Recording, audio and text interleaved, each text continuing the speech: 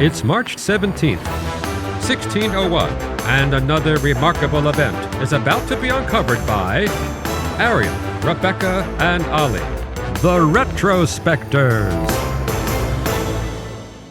If I told you the first St Patrick's Day parade didn't take place in Ireland, you'd probably guess it was in New York, maybe Boston, maybe even Philadelphia.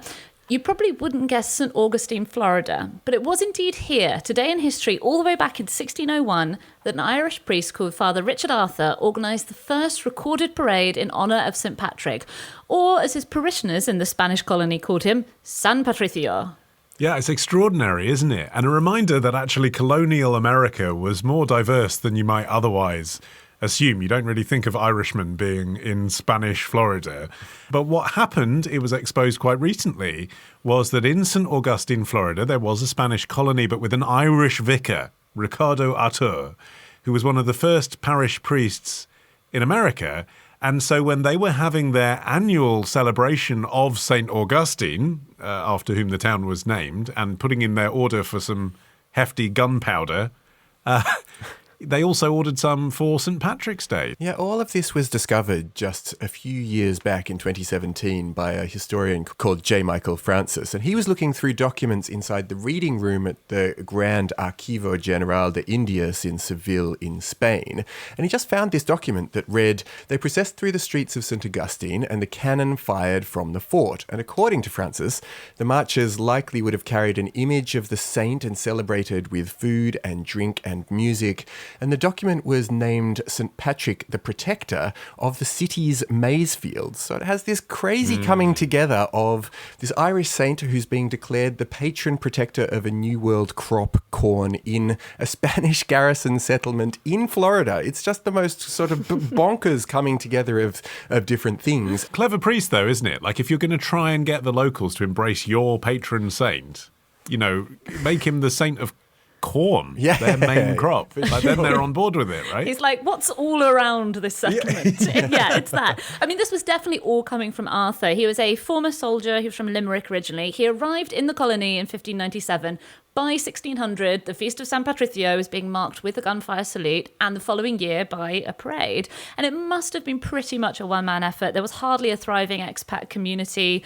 J. Michael Francis did find mention of just one other Irish resident, a guy called Darby Glavin, whom the Spanish, obviously not a very common name for them, they referred to him in their records either as David Glavid or as Davy Glavy, which makes me feel like Richard Arthur got off pretty easily by the fact that they just referred to him by a Spanish name, Ricardo Artur.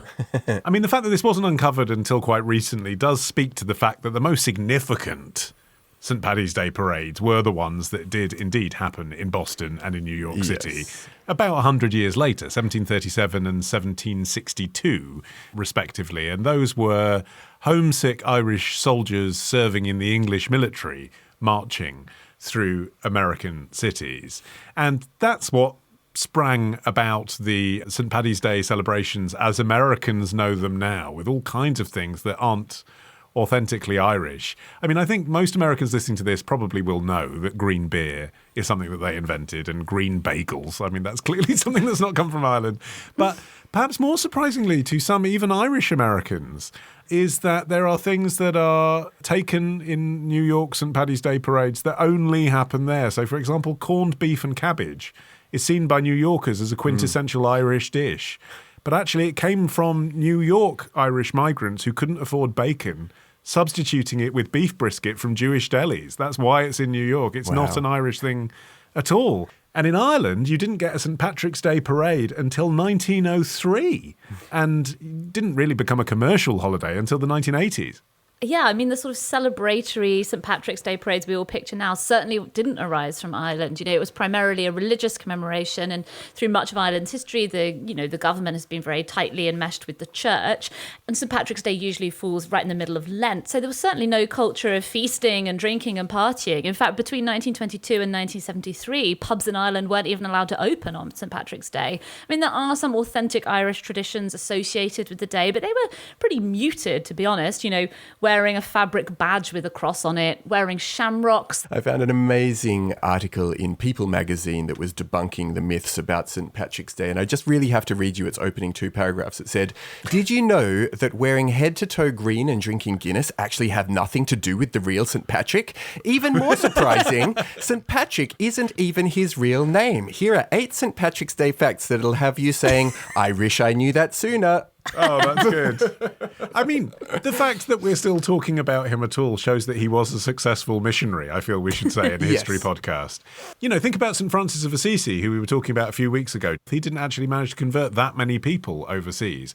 Patrick began his mission to Ireland in 432, and by his death in 461, the island of Ireland was almost entirely Christian. Yeah, and prior to J. Michael Francis' discovery, it was believed the oldest US celebration of St. Patrick took place in the more expected location of Boston in 1737, when the members of the new Charitable Irish Society held a St. Patrick's Day dinner.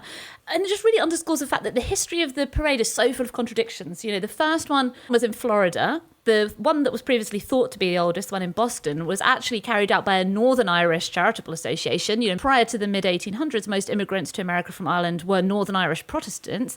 And the famous New York City one, as you mentioned, Olly, was started by soldiers serving in the British Army, albeit Irish ones.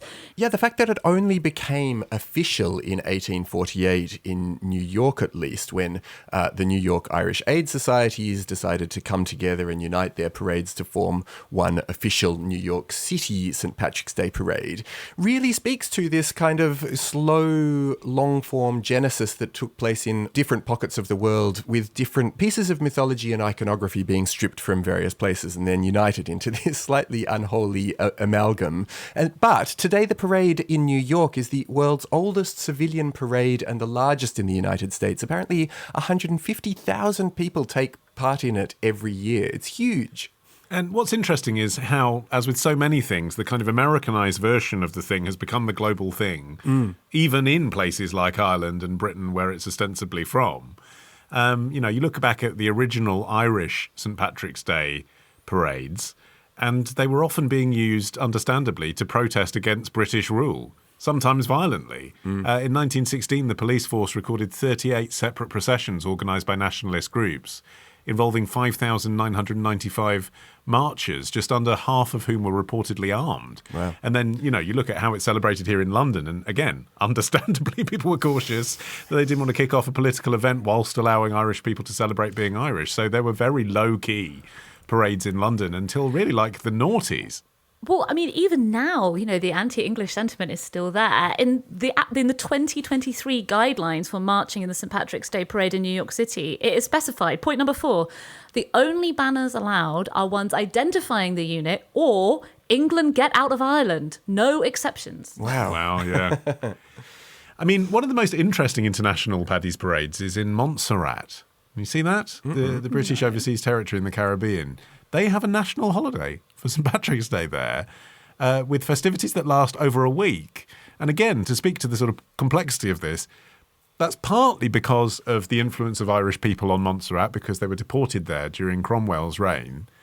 It's partly to commemorate the African slaves who led a failed rebellion against plantation owners there, some of whom were Irish, on St. Patrick's Day in 1768. So it's a really odd commemoration, really, that they're taking part in. But now it's become this sort of mashed up Caribbean-Irish festivity. And maybe it's easy to do this kind of superimposition of your own interpretation of what St. Patrick's Day and parades are meant to be about, because St. Patrick himself is so very much famed for things that he maybe probably didn't do, like the idea that he banished snakes from Ireland, which... I haven't seen any snakes there lately. Well, that's true, but, you know, fossil records seem to have suggested that maybe there were never any snakes. You can banish the fossils as well. Could have done, I suppose.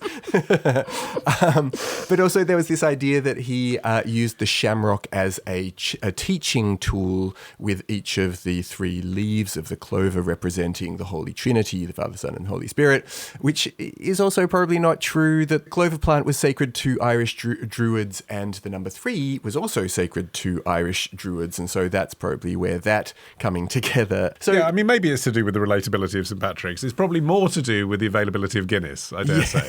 Yeah. I think once you've had a few drinks, you're willing to celebrate Paddy's wherever you are. Yeah. Seems to be what's happening. Tomorrow. We're all kind of agreeing that this feels like an innate, natural thing to be on the pavement, and yet it was invented. Ditch the ads and get a Sunday episode when you join Club Retrospectors. Patreon.com/retrospectors.